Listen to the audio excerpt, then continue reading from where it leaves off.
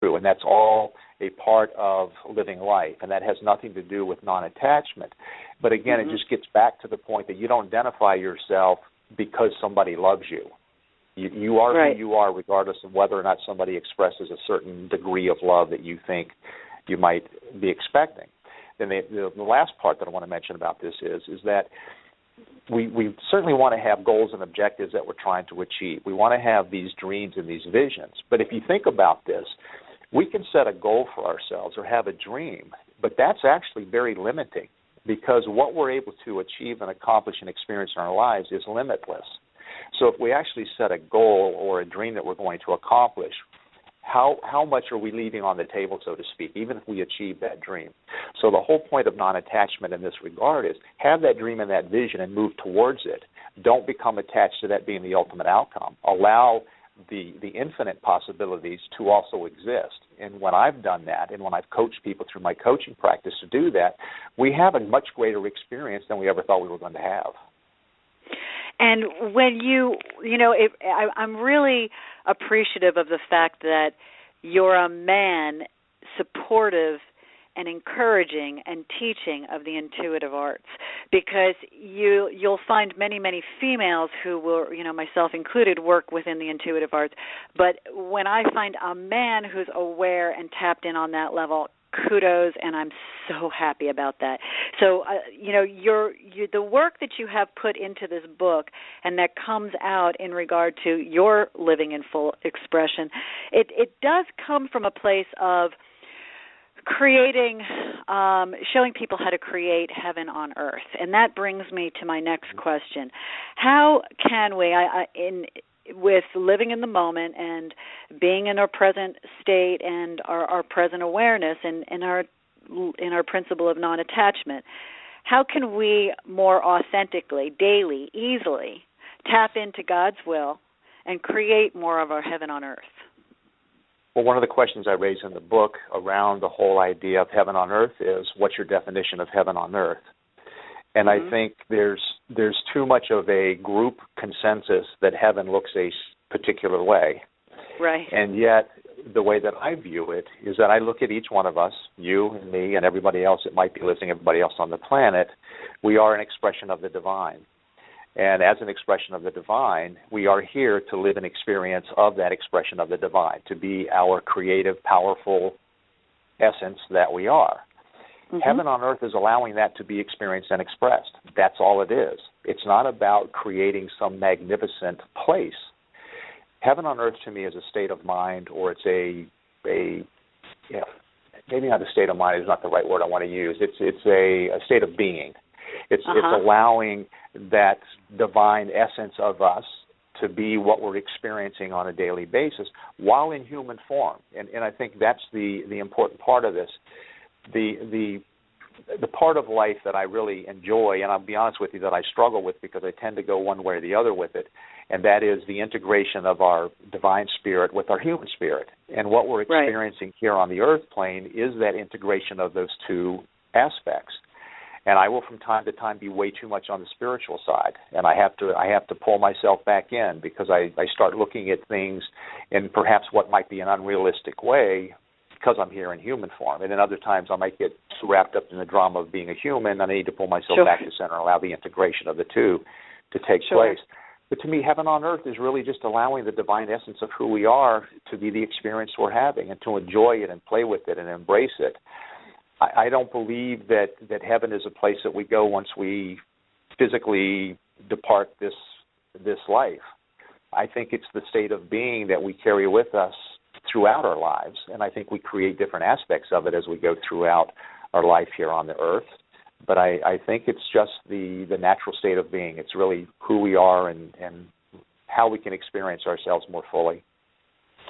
And how can our faith ignite power within us to become more empowered, to become a more confident to living in our full expression? Because sometimes faith wanes. I mean, I know even in myself, there's definitely times I have to self-talk myself into some faithful experience. But, right. Faith is one of those things right now within our society, our culture, our environment that people are really struggling with. So how can we kind of ignite that a little bit to become more empowered? Well, I think there's something we need to recognize, and that is that when we have those moments when, to use your term, our faith wavers, the fact that we're aware of the fact that our faith is wavering is where we then get the opportunity to exercise our empowerment, because we become aware of it. Whoa! This is not who I am. This is not the experience I want to have. And so the awareness of it, and then the change in thought, and perhaps change in belief or change of behavior in that moment, is what is our empowerment. That's how we move beyond whatever that obstacle or whatever that lapse in faith might be. Now, the other thing I want to mention with regard to faith, and I think this is really important, and that is that life unfolds as life unfolds. And I use faith as an acronym in my book because I believe that if we would just recognize and understand that as life unfolds, it's unfolding perfectly for each one of us with whatever it is that we came here to experience and express. And too often we get in our own ways, we create obstacles, we create unnecessary stress and perhaps some suffering along the way. And so I use faith as the acronym for fully allow it to happen. And that's get out of the way of life. Enjoy and embrace life as it shows up. But it's also about recognizing that life is showing up not by default, although that's the way a lot of people take life, but it's showing up as we have intended it to show up, and it's showing up in the way that it's best suited for us to live the life experiences that we came here to live. Right. And there's this part where when we can kind of get into our essence that it's okay wherever we are and whatever we're doing and the moment is perfect, that we take that pressure off ourselves. Because I think a lot of times there's a self-imposed pressure that many of us put upon ourselves unnecessarily in trying to do or get or be somewhere, something, sometime. And the essence of being sometimes in that is all that is needed. And that's what I really appreciated about the essence of your book, The Key to Life, Living in Full Expression, because, Jim, this was a really guided, gentle nurturing to the heart. And it really let you know, the reader, that, hey, we're all affected by all these little things, and this is the way that we can really make sense and get beyond it. And it was really just such a beautiful, beautiful book. I truly encourage everyone to use this book, to buy this book and use it, because it is one of those books that you can open up at will and look for an inspirational message. And those are always such a beautiful gift, because you can read it all the way through and get all that wisdom and then still use it on your nightstand when you need a little oomph. So again, The Key to Life, Living in Full Expression by Jim Phillips. Jim, thank you so much for being my guest today. It was truly, truly my honor and blessing to have you, and thank you for enlightening all of us. I appreciate that. And Lisa, if I can, real quick, if anybody wants a signed copy of the book, they can go to my website, and I do have some signed copies, which are perfect for the holidays coming up. And that's www.prosperitybydesign.com. So anybody can go on there and get more information. Okay, I'm typing it out on the forum here. So prosperity.com. Prosperitybydesign.com. Okay, there you go, everybody.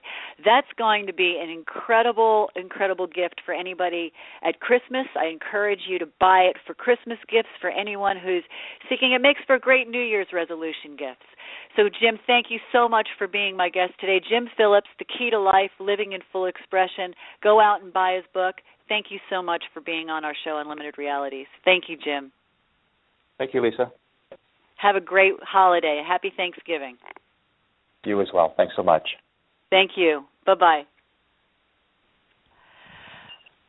My next guest is a wonderful, inspiring genius we have coming on here today. I am so blessed to have Professor Anders Nilsson coming on. He's the author of The Gentle Way of the Heart, Discover the Light Within. And this is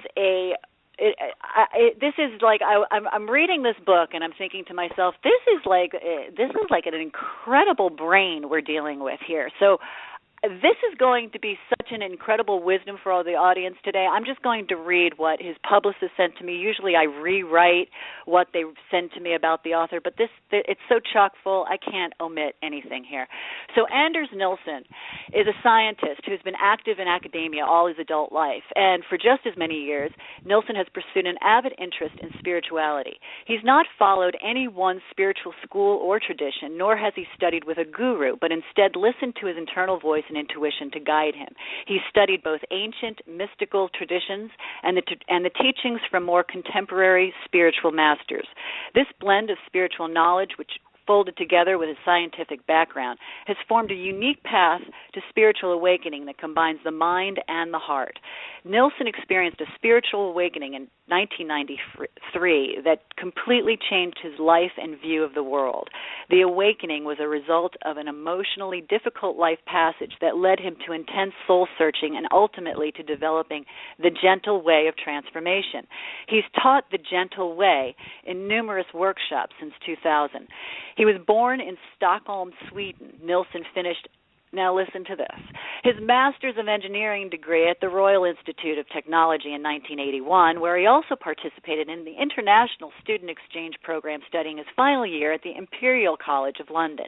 He received his PhD in physics from Uppsala University in Sweden in 1989, where he stayed on and became professor in physics in 1999. He was invited to UC Berkeley as a visiting scientist from 94 to 97, and then in 2000, he decided he'd become professor of photon science at Stanford University. Currently, he's also professor of chemical physics at Stockholm University and splits his time between Sweden and California. So, yes, we are in the presence of a great mind today, people. So I am thrilled to introduce Professor Anders Nilsson, Ph.D., the author of The Gentle Way of the Heart, Discover the Light Within. Anders, thank you so much for being my guest today on Unlimited Reality. It is truly, truly my pleasure. Welcome. Thank you so much, Lisa. I'm very honored to be your guest, and I'm very delighted also to talk about The Gentle Way of the Heart in your show. Oh, this is wonderful, wonderful. Now, as an expert with a PhD in physics, a master's in engineering, a professor of photon science at Stanford University, how did you get your analytical brain to accept the more mystical, intuitive wisdom of the right brain?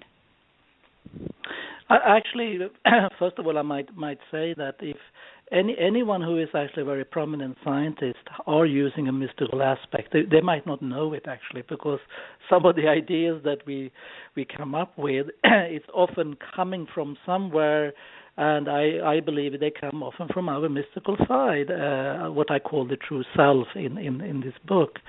So we are all in tune with this, whether we know it or not. It's always been there, and I always been a very intuitive scientist. I usually know what I'm looking for, and then we discover it. It sort of comes like that.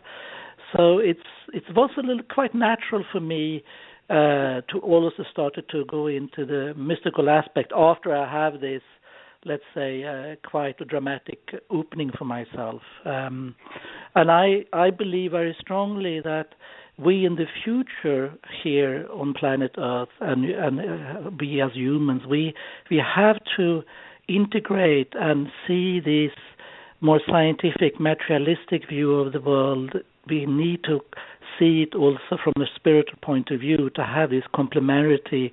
So we really can bring a future, what I call what the heart desires, but we let it be manifested through science and technology. And that is going to be a very beautiful future, I believe. That is a beautiful future, and it's a beautiful reality to witness in our day and age where science and spirituality are marrying more, and you have more of the scientific, that mystical aspect. And you, Einstein incorporated more mysticism as well, and I see a lot of the reference to where you go in the book that brings me to looking at you as one of those incredible